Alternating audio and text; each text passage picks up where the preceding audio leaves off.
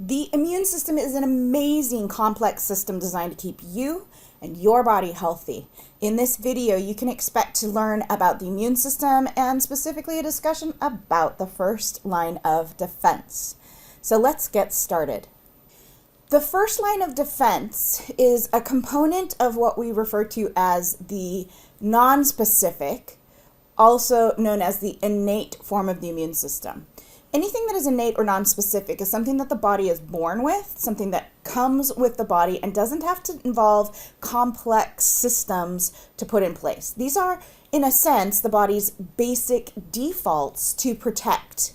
Now, when I consider the first line of defense, I like to look for patterns. And the patterns that I've observed is that we have a few key players for the first line of defense. The first that we're going to talk about are going to be the cells and / organs.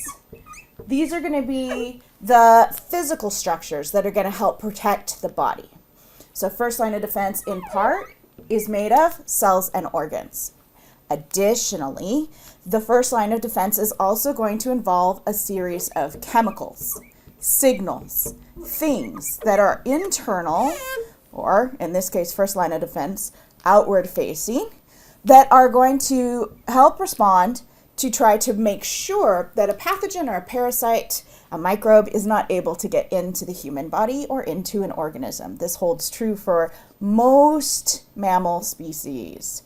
All right, and then over here, we're going to put the third piece of our pattern, which is a series of responses, actions that the body takes to try to protect against foreign invaders and help keep the organism healthy and safe.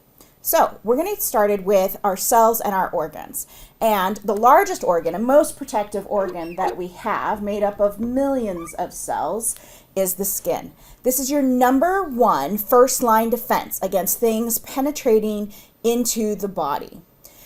There's also a lining of tubes from your mouth to your anus, in through your airways. And I like to joke that the body is a tube and that everything through the center is very similar to the external environment. It just happens to be wrapped in all of the rest of the human body tissues. The analogy that I use for this and the joke that I use with my students is that you are like a donut. And you have a hole that runs from your mouth to your anus, and that's essentially the center of the donut where the hole of the donut would be. And that's also got to be lined with cells that protect things from being able to penetrate into the cakey middle, if you want to think of yourself as a cake, into that cakey middle. So the skin is our most external barrier, but we also need to think about those things that line the airways and those things that are going to line our gut. And that includes structure known as the mucous membrane.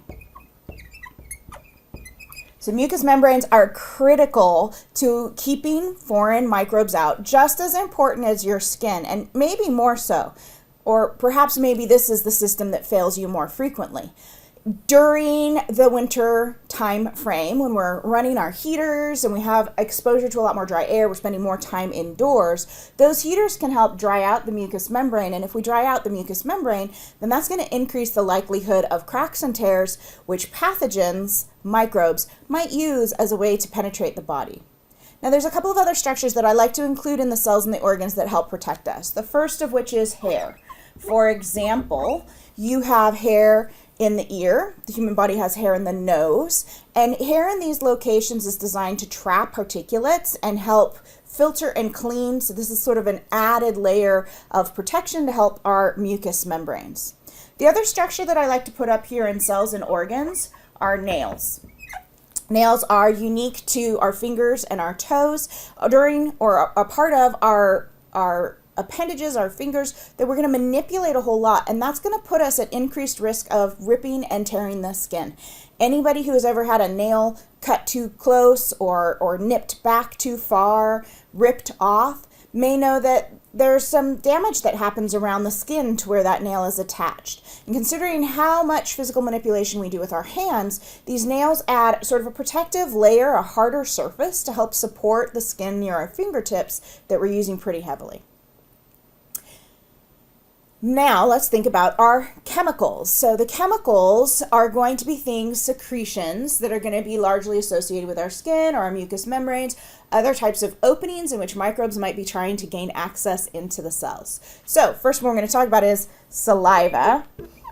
Many microbes pass through your oral cavity on a daily basis, and saliva is full of enzymes as well as some antibodies that will help protect us and make sure that we aren't getting a whole lot of microbes into the system. Now, there's also an acid pit, and we call that the stomach. So stomach acid, everything that we swallow, all the microbes that we're exposed to in a day are then going to be put into the stomach, and that highly acidic environment is going to potentially, ideally, denature their proteins, destroy the cell, and basically take out the pathogen. Now, of course, you've probably all had a stomach flu before, or a bug in your stomach. There are obviously some microbes that can survive the stomach pit, the stomach acid. However, this does deal with the majority of microbes that we consume and bring in through the oral cavity. Other things, hair in your ear helps protect us, and your ear also produces a substance known as earwax. It's a ceruminous secretion as a throwback to your gland chapter. And this is going to be thick and tacky. It's going to help stick things, accumulate things, and prevent them from allowing access into the body. Personally, you may have experienced an infection at some point, and in that infection, you may have had an increase in earwax secretion, which is a very common effect we see when we start to see pathogen in the system, a microbe that is negatively impacting the body. Another key chemical that we need to discuss is mucus. Mucous membranes are covered in mucus, and this is a very important component, a chemical. Mucus can be thin and kind of watery, and that's ideally what the consistency should be. But if a microbe penetrates, then the consistency of the mucus and the type of mucus that is created becomes a little bit different. It becomes a little thicker with the goal of trapping and attempt to excrete the microbe out of the body. We also need to think about our eyes. Our eyes are another great place where we could potentially be introducing microbes to the body. But not only do tears keep our eyes wet and moist, they also act to wash fluid from the lateral border of the eye towards your tear duct, the nasolacrimal duct. And this consistency is again going to have some enzymes in it. It's also going to have some antibodies. Just the physical act of constantly washing molecules across the eye is going to help keep the eye healthy and happy. Two other things that we can look at in the way of chemicals. One of them is called the acid mantle. The acid mantle is a combination of the secretions of the skin, but also the natural bacteria that we have on the skin. So our own microbiome helps us, helps our skin, helps our defenses in this first line of defense to try to make sure that other microbes, pathogenic microbes, transient microbes, are not able to take root and cause disease. And our last chemical to think about is sweat. All day long, we do something called non-sensible perspiration, and non-sensible perspiration is sweating in an amount that is non-detectable by you. However, salt is excreted in the sweat, and salt changes osmotic gradients, which can deter bacteria that are transient, that try to gain access to the skin. So another handy molecule, handy chemical, secreted by the first line of defense to try to keep the body healthy and happy. Okay, so with the first line of defense, we now get to think about our responses. And as we think about our responses, what I want you to start thinking about is these are things that are largely designed to blow out something that is trying to gain access or cross this first line of defense. So as you think about things that are going to blow out the system, you might originally think about your respiratory system, and you might think of things like sneezing. Ever get something up your nose, a little something tickling, and you gotta sneeze? We can also introduce coughing, which is oftentimes associated with larger particulates that maybe have come down into the respiratory system or that are irritating the mucous membranes. Even the thickness of mucus can engage coughing reflexes. If we think about the tube, right, you are a donut. If we think about the tube from mouth to anus, we can also think about blowing things out that system, and that is going to involve vomiting, a lovely kind of consideration. And that vomiting is one such way to blow things out of the system. So particularly if the stomach acid has captured some sort of microbe and the stomach is irritated, the best way to get rid of it is up, up, and out. Now, if it goes past the stomach, now we're going to have to take things out the other end, and we can oftentimes see the first line of defense trying to wash out the gut.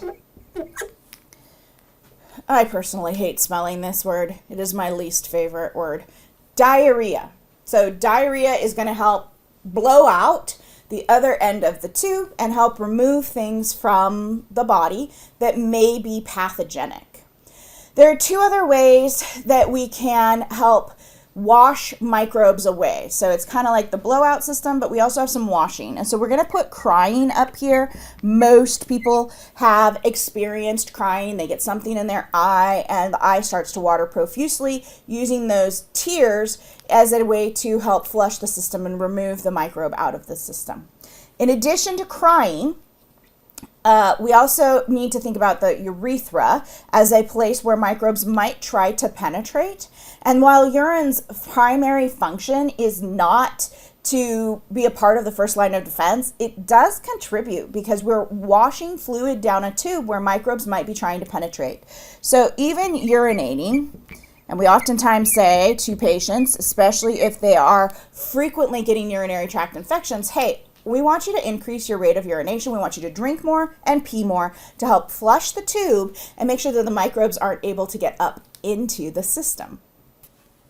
Let's summarize the first line of defense. Key ideas. The first line of defense is going to be the line of defense that tries to protect the human body and any other mammalian body from any type of foreign cell, pathogen, or microbe that might try to cause disease. There are three critical components to the first line of defense. First, any of the cells and organs that are going to help protect the human body.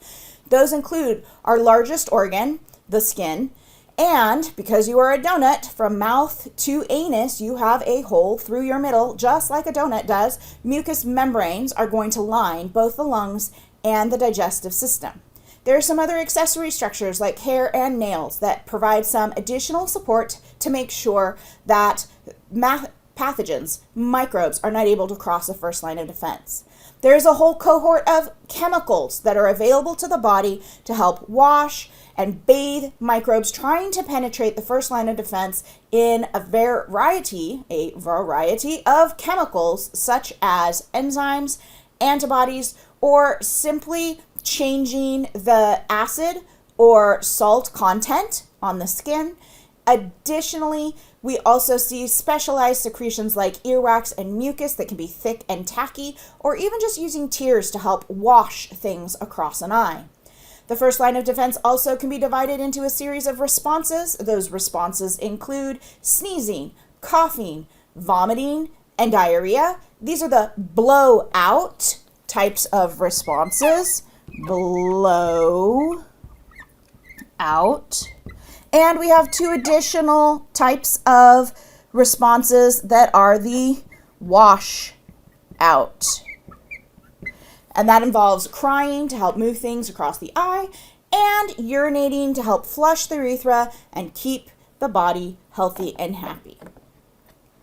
So next, check out the video on the second line of defense to explore these same three general patterns, but the key players then of the second line of defense. Have a great day.